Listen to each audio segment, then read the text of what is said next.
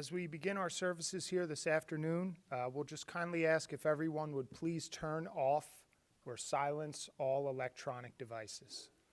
Thank you.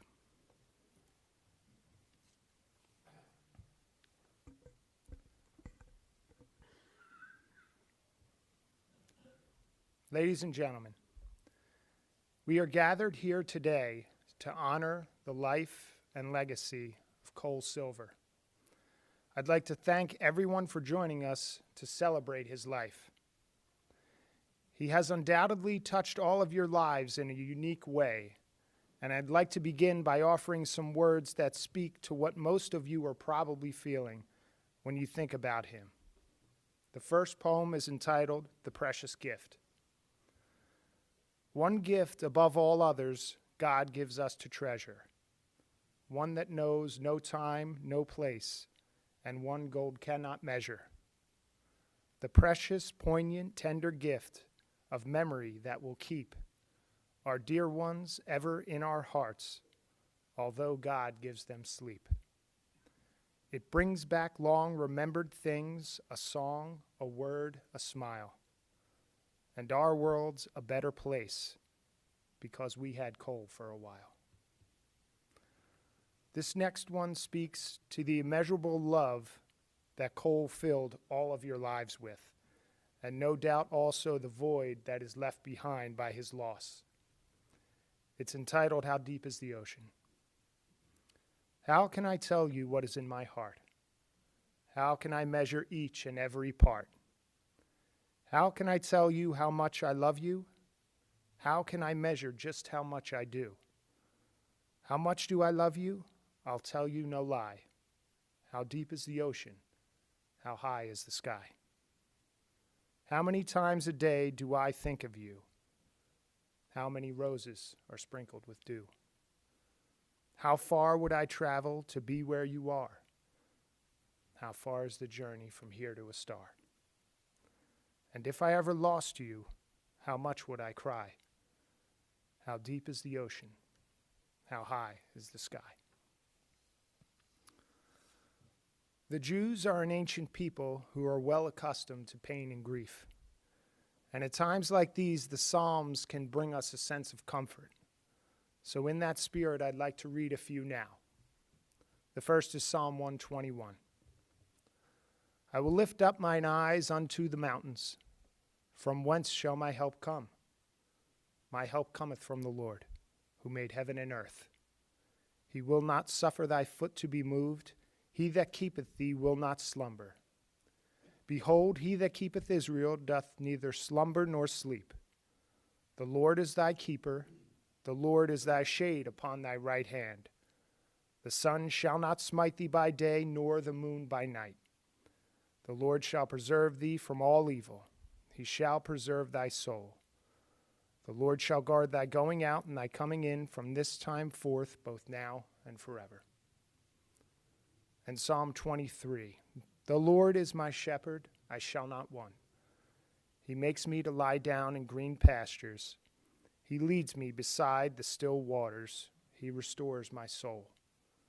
He guides me in straight paths for his name's sake. Yea, though I walk through the valley of the shadow of death, I will fear no evil, for thou art with me. Thy rod and thy staff, they comfort me. Thou preparest a table before me in the presence of mine enemies. Thou hast anointed my head with oil, my cup runneth over. Surely goodness and mercy shall follow me all the days of my life, and I shall dwell in the house of the Lord forever. And finally, from the book of Ecclesiastes, to everything there is a season, and a time for every purpose under heaven, a time to be born and a time to die, a time to plant and a time to uproot, a time to kill and a time to heal, a time to break down and a time to build, a time to weep and a time to laugh, a time to mourn and a time to dance, a time to cast away stones and a time to gather stones together, a time to embrace and a time to refrain from embracing, a time to search and a time to count as lost, a time to keep and a time to discard, a time to tear and a time to mend, a time to be silent and a time to speak. And at this time, I would like to invite the family and close friends to speak and share some of their memories. And first, we're going to ask Logan to come up.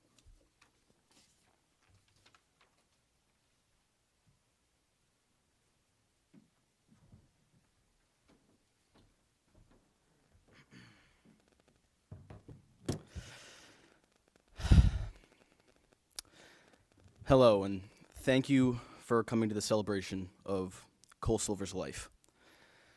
A common theme you'll see amongst everybody who knows Cole is that he loves people, and people is what really drove him. So I know for a fact that it would make him incredibly happy to see how many people are here in honor of his memory. To start off today, I would just like to quickly go over who Cole is survived by. Cole is survived by his mother, Geraldine, who he loved very dearly and took fantastic care of for a very long time. His caring sister, Sherry, who really brought so much joy into Cole's life, and her husband, Michael. His half-sisters, Diane and Christy, who, although meeting by extraordinary circumstances, they fostered a fantastic relationship throughout the rest of my dad's life. His brother, Mark, many nieces and nephews, myself, Austin, and his son, Leo, and, of course, his wife, Carol, who really pushed Dad to fight all those years and loved him every step of the way. It's hard to find a bond like Cole and Carol share.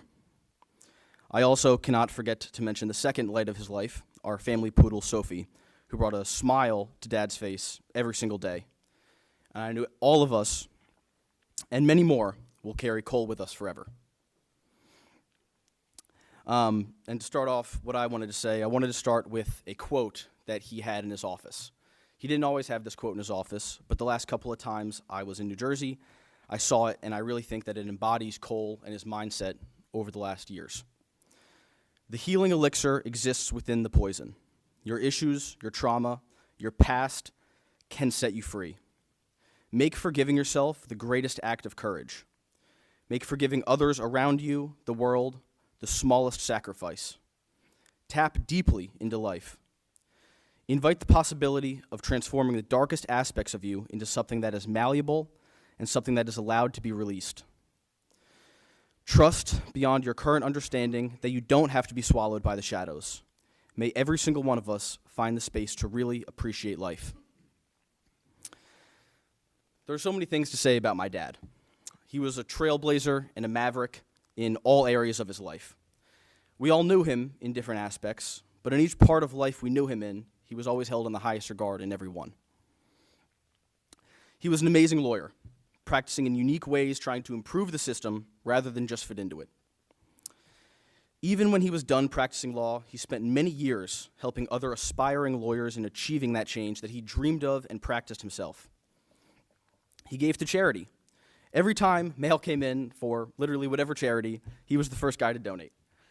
If we saw a homeless person on the side of the road, he always gave money, even if it was just change in the car. And not to mention, he was a huge advocate of big brothers and big sisters, which I remember going to him when I was a very young guy. Even in retirement, he was doing nonprofit work, mentoring young entrepreneurs. The list is far too long to go on with his charity, but Cole lived the definition of a selfless life and always put other people first. While he excelled in every area of his life, the one that I can speak to the most is him being my dad. He was more than just my dad, and while it is very cliche to say, he was really my hero and my best friend. My dad showed me what it was like to be a true man year in and year out. He taught me about growth. He was always looking for the next thing. I guess coming from a C-suite of an international law firm with an amazing wife from the streets of Philadelphia is a trait that you need. Still today, he has a vision board about his next aspirations, and I know that he will achieve them in heaven or in his next life. As a family, we went through many tough times. When Mom got sick and when he got diagnosed with cancer 6 years ago, he always held strong. He was stoic through everything. He knew that he could always figure it out and get whatever needed to be done, done. My dad raised me and Austin to be the best men we can be, and I'll forever strive to uphold the principles he instilled in us. Going back to when my mom got sick, I'm very sure that any other man in the same situation would have left, but not Cole. He gave her everything he could and never even thought of abandoning her, not through her sickness, but also throughout their entire marriage. Diamonds, pavers, all the things that make Carol happy. And he did that all the way up until his passing. He was always looking out for my mom. That is something beyond beautiful that I know the Silver family will never lose. You can't, but if you tried to summarize my dad in a couple of words, he was a giver and a fighter to the fullest extent. He always gave, in every way to everyone. Sometimes, I think that he gave too much and he could have taken a bit more time of the life he gave to others to himself. My dad said, I like to think everyone that I come in contact with, I make their lives a little better. That's success.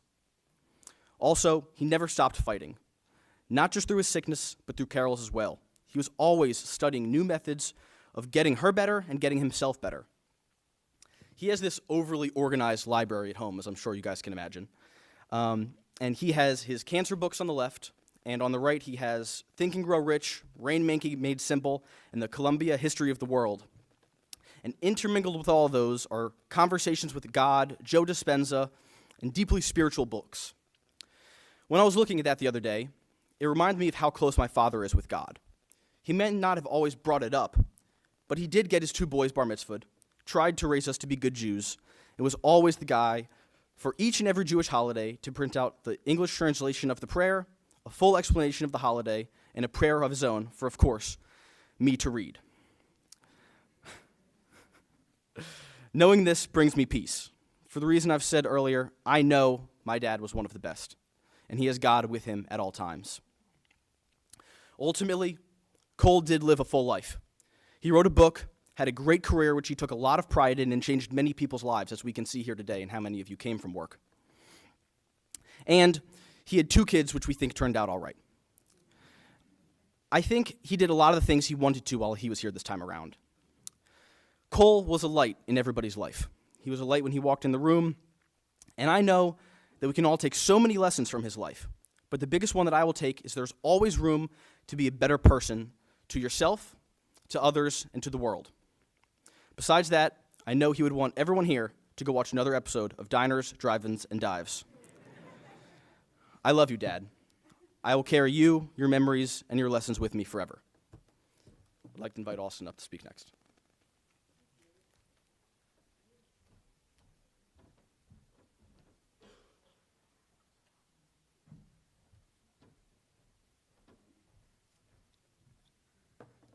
Logan, that was really good, bro.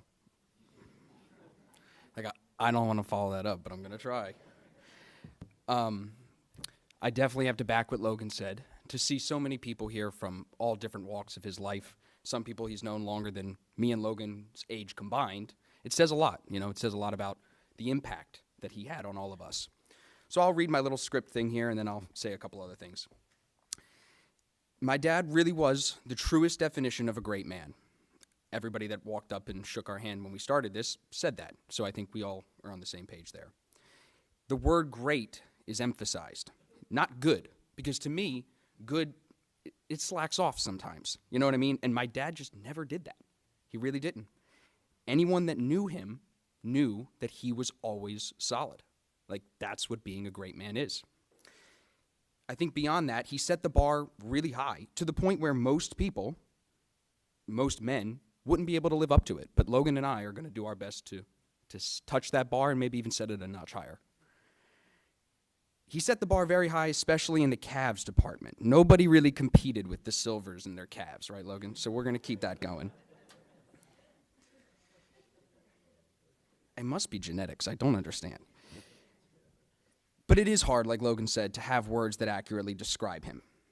He is the man that most men want to be like. And I think that's the closest you can get. Because he succeeded in every area of his life that he set out to succeed in. And he never really gave up on anything that he believed in. If he set his mind to it, it would get done. It was just a matter of time. I think another area or part of my dad's legacy that he should be remembered for is that he led from the front, and I live by that myself as much as I can. He never liked to boss people around. He didn't like the authority there. He wanted to show you with actions and then have you follow because you felt like you believed in the same thing he did. When I was a kid, when I was very young, he was soft and patient with me. And I remember, like, as a baby, I would see pictures of me and it would jog the memory, even not as a baby, like as a toddler, as a kid. He was just never, like, firm. Like, my dad never hit us. He never was aggressive. But then, as I got older, he got strict in some ways.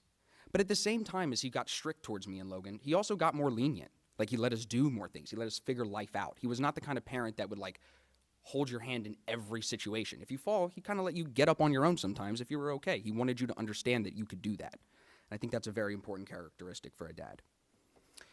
I think, as we would all agree as well, Dad was an unbelievable counsel, right? I mean, whatever you needed from him. It didn't matter if you were in a parking lot and you backed into somebody accidentally and you had to go to traffic court. It didn't matter if you needed a contract looked over, and he would have done that for free. Like, anything he could, maybe he had information on something because he read some crazy book, like Logan said, and he would share that with you. He just was there to give advice, to hear you. He was a good ear, and if he could, he would step in to help. Another important characteristic that we have to remember my dad for is that he cared about what was right and what was wrong. And he stood up for what was right, even if it wasn't easy, because he knew that's when it mattered the most.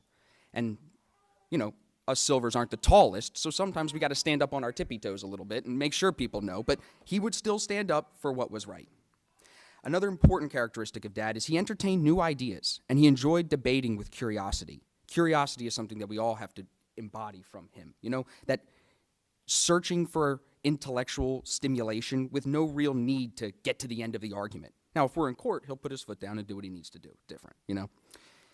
Anytime he faced a challenge, he knew how to step up and set the example that he wanted us to follow. He taught me and my brother what being a great man means, and that the most important role a father has in life is to be a good leader. And now, as you heard, I have a son.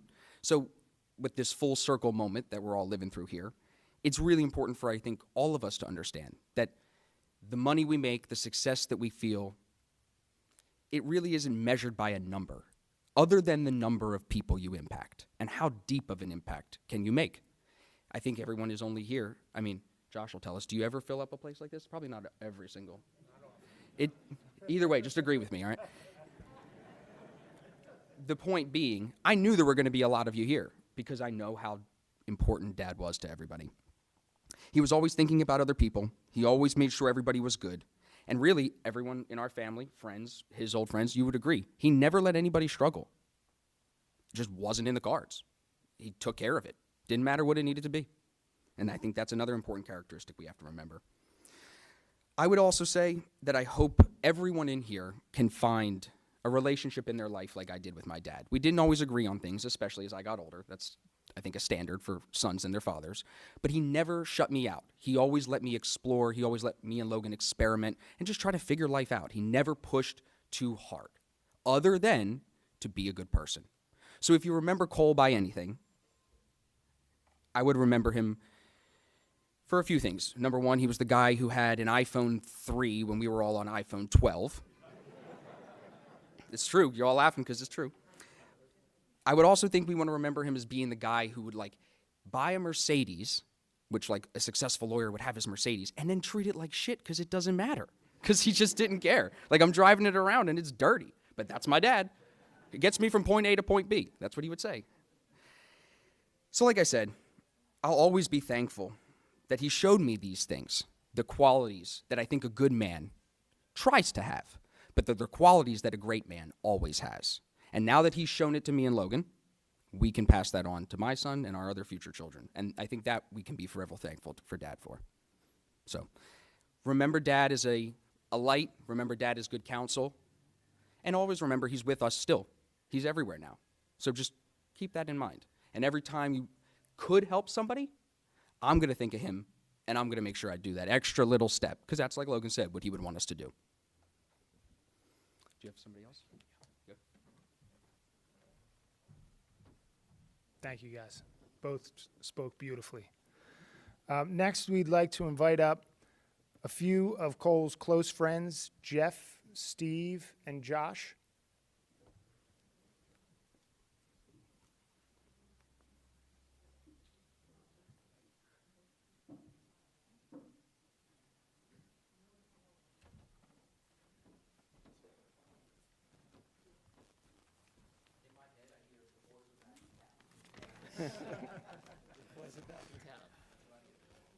You two are a very tough act to follow, let me tell you.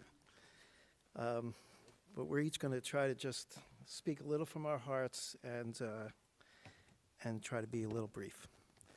I first met Cole at Camp Bramblewood in 1971. And my initial thought was, wow, this is a very cool guy.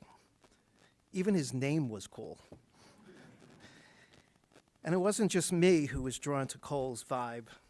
He was the kind of person everyone, and I mean everyone, was attracted to. He was always ahead of his time. Like, he taught yoga in camp. This is the early 70s. Who taught yoga? Who did yoga back then? But that was Cole. When Cole was in law school in Washington, I was working in the D.C. area, and he invited me to dinner at an Ethiopian restaurant. That was Cole. He thought it would be fun because he heard you eat with your fingers. And of course, it was a very cool thing to do.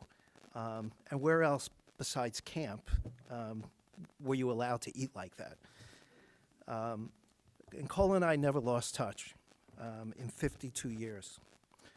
Whenever we spoke, he always went beyond the superficial questions, really wanting to know what was going on in my life and Shari's life and my kids' life. He was always a great conversationalist, but more importantly, he really knew how to listen. Of all of my friends, I would say Cole was that person, that deep thinker who often made me consider things differently. At one of the last dinners we had together with the guys, he asked each of us how we wanted to be remembered. When it was his turn, he said he wanted to be remembered as someone who was empathetic and someone who gave good advice. And he certainly was, and he always did. He told us his cancer made him realize there was no need to hold on to resentments and anger. He used visualization to help him forgive others by picturing himself hugging someone who had once made him angry. You know, and I thought about that. That certainly made me think twice about all the energy wasted by holding on to grudges. For my 60th birthday, I asked people not to bring any gifts to my 60th birthday. And of course, Cole being Cole, he had to bring me a gift. He brought me a pen set for my desk with my name on it and the caption, "World's Best Friend." But it was really Cole, who was both family and the ultimate friend to all of us. I will be forever grateful for all the time we got to spend together for so many years. I love you, Cole. Rest in peace, my dear friend.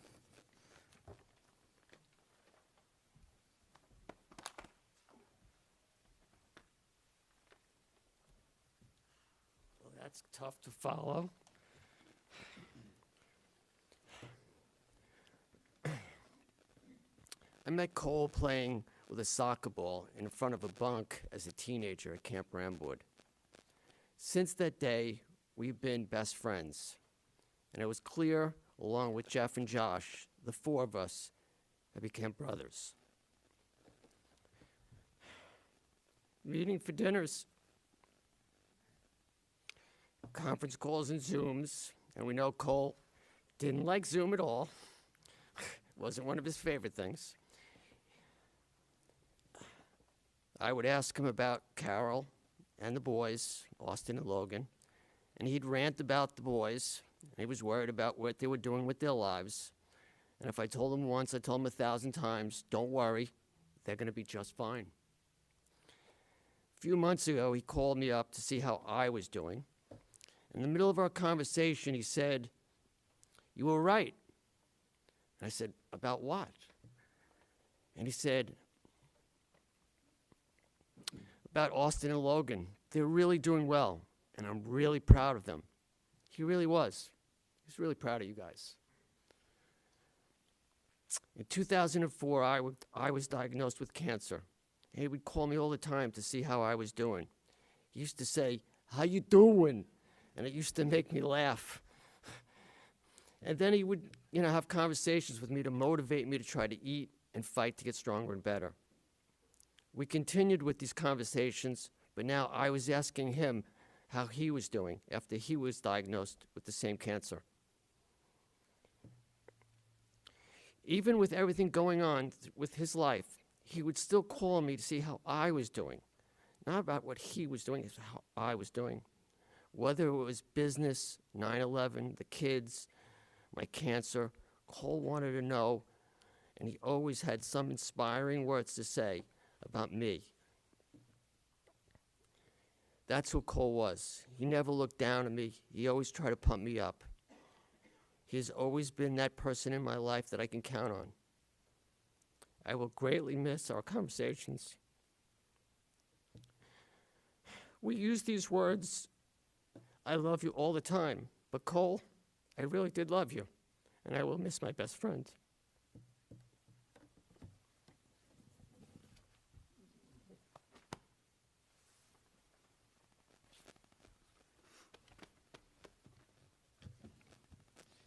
I don't think any of us really wanted to be here today, right?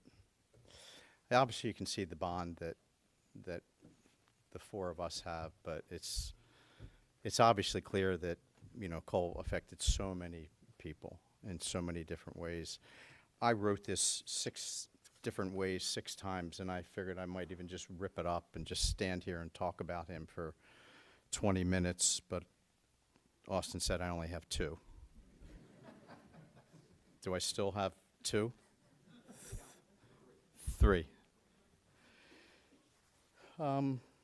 This is an interesting time because we haven't really seen a lot of these people in a long time, and I mean a long time. And the good part that comes out is that we get to see people that we haven't seen in a long time. And I know that Cole would be thrilled that we're all back together and connected. There's no doubt in my mind. He was infectious. He just did something to everybody that came in contact with him. And I look around the room and, I always think about, what's it going to be like when I pass or when you pass? Like, who's going to show up, right? I know we've all had those thoughts. This is not a surprise. In fact, I think that you might even want to open the door. There's probably people standing outside waiting to get in. Regardless, I've got a minute and a half left, so I'm going to read what I wrote. And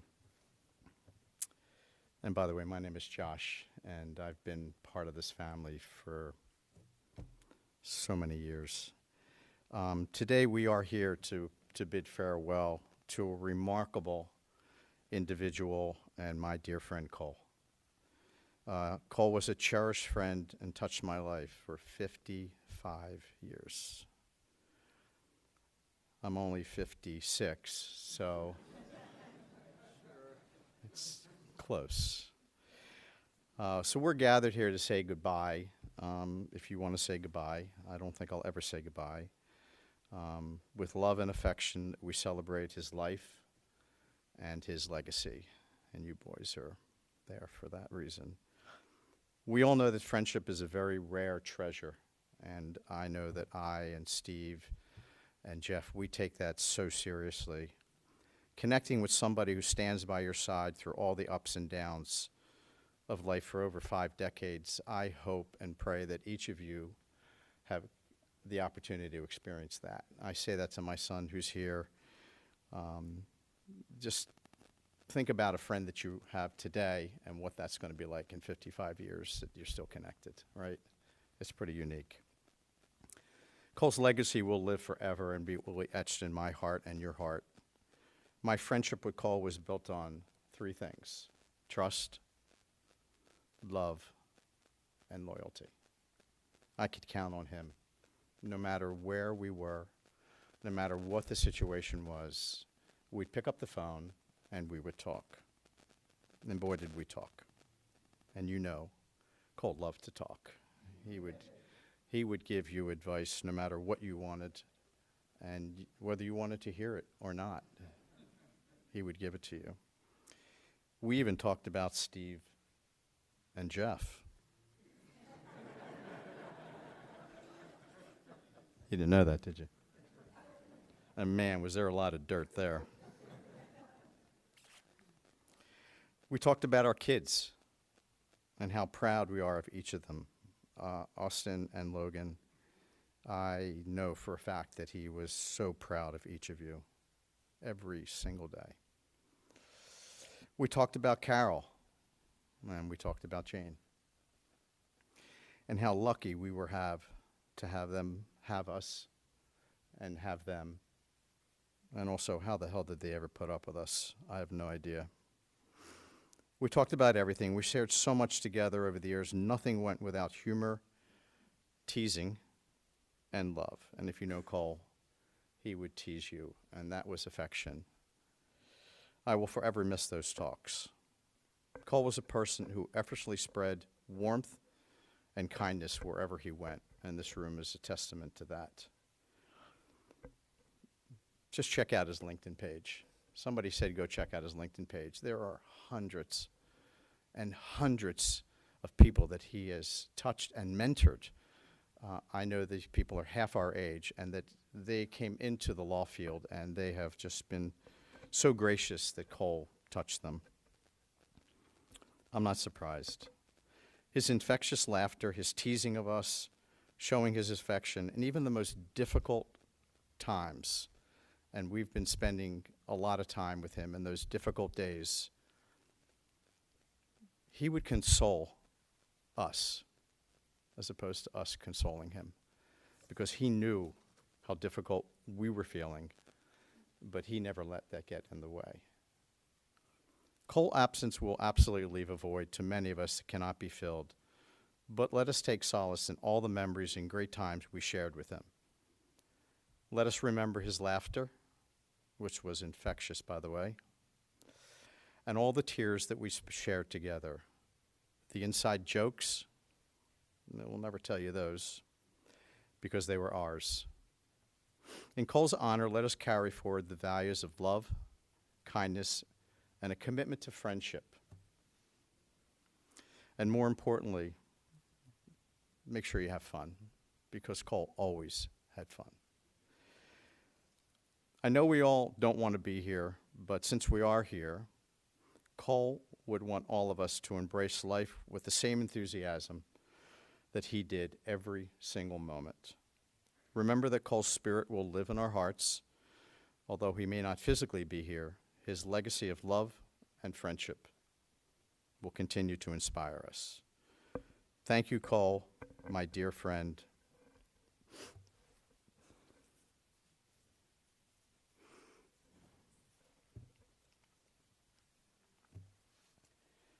Thank you, Jane, for giving me this tissue. For the indelible mark that you have made in my life and your lives. May you rest in eternal peace, knowing that we love and cherish, that you are cherished by your family and friends. You will be deeply, deeply missed. But your memory will live forever and be a source of comfort and strength to all of us. Rest well, my dear friend, until we meet again.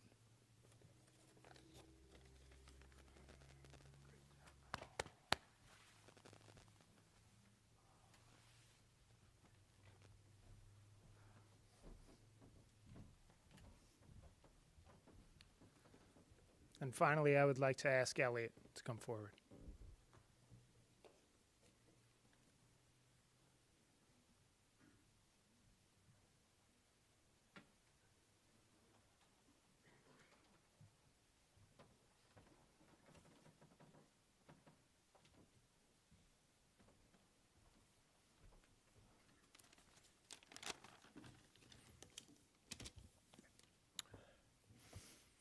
I have to start by disagreeing with just one thing Logan said. I think he did better than okay with Logan and Austin. Cole and I met at a singles weekend in the mountains more than 30 years ago.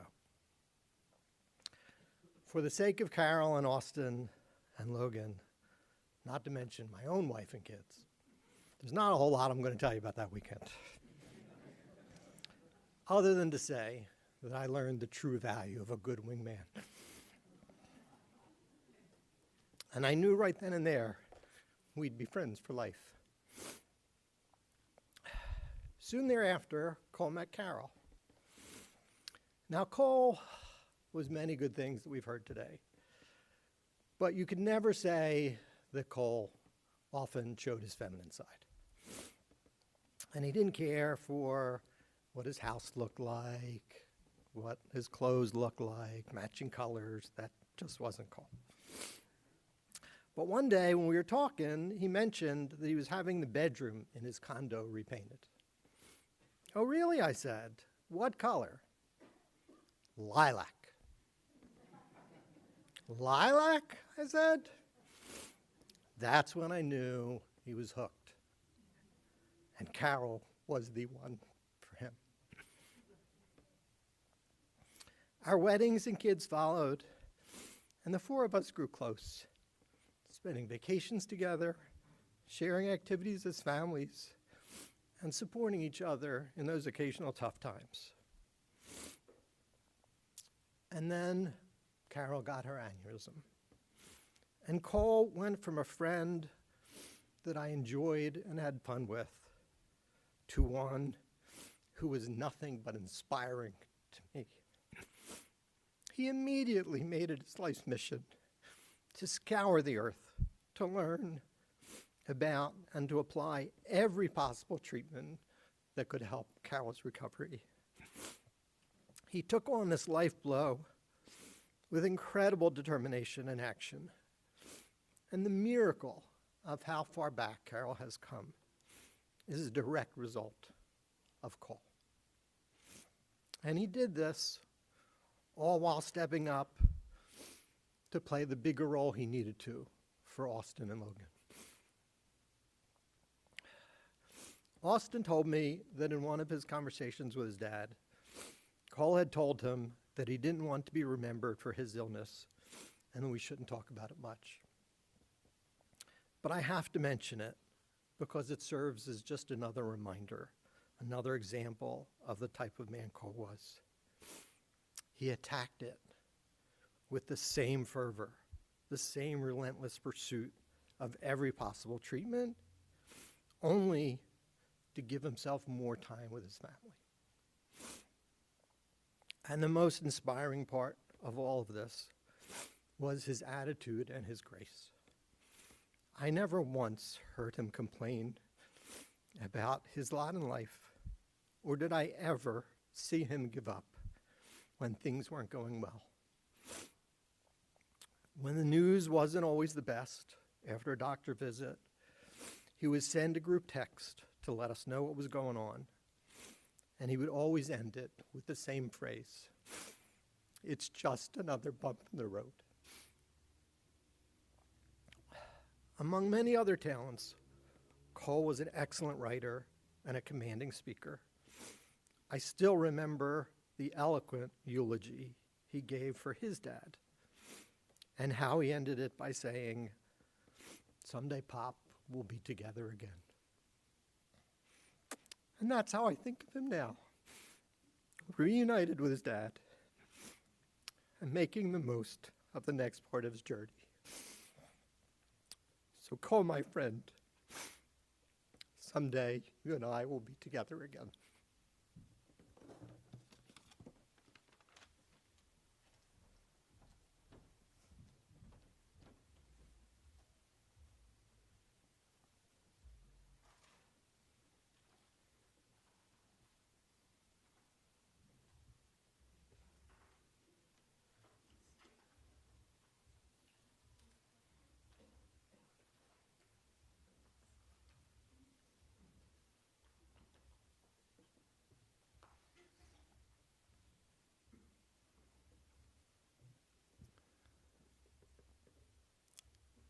I'd like to read a poem entitled, We Remember Them. At the rising of the sun and its going down, we remember them. At the blowing of the wind and the chill of winter, we remember them. At the opening of the buds and the rebirth of spring, we remember them. At the blueness of the skies and in the warmth of summer, we remember them. At the rustling of the leaves and in the beauty of autumn, we remember them. At the beginning of the year and when it ends, we remember them. As long as we live, they too will live, for they are now a part of us as we remember them. When we are weary and in need of strength, we remember them. When we are lost and sick at heart, we remember them. When we have joy we crave to share, we remember them. When we have decisions that are difficult to make, we remember them. When we have achievements that are based on theirs, we remember them. As long as we live, they too will live. For Cole is now a part of us as we remember him.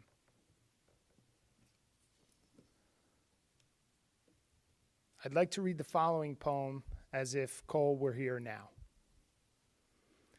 If he were here, I think he might say to all of you, "Don't grieve for me, for now I'm free. I'm following the path God laid for me. I took God's hand when I heard God call. I turned my back and left it all. I could not stay another day to laugh, to love, to work or play. Tasks left undone must stay that way. I found that peace at the close of day. If my parting has left a void, then fill it with remembered joy. A friendship shared, a laugh, a kiss. Ah, yes, these things I too will miss. Be not burdened with times of sorrow.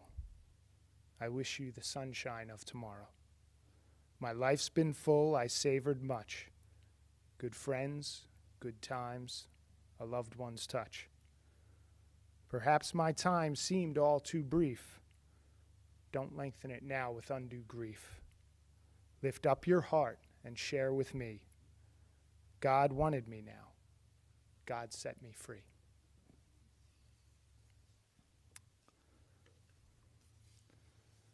We are now going to conclude our service here at the chapel with the traditional Jewish prayer, El Mole Rachamim. So I would ask everyone to please rise.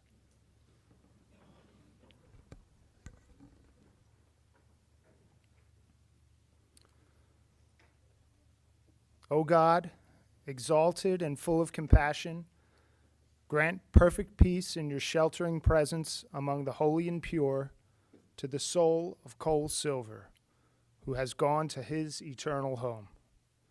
Master of mercy, we beseech you, remember all the worthy and righteous deeds that he performed in the land of the living. May his soul be bound up in the bond of eternal life. The Lord is his portion. May he rest in peace. And let us say, Amen.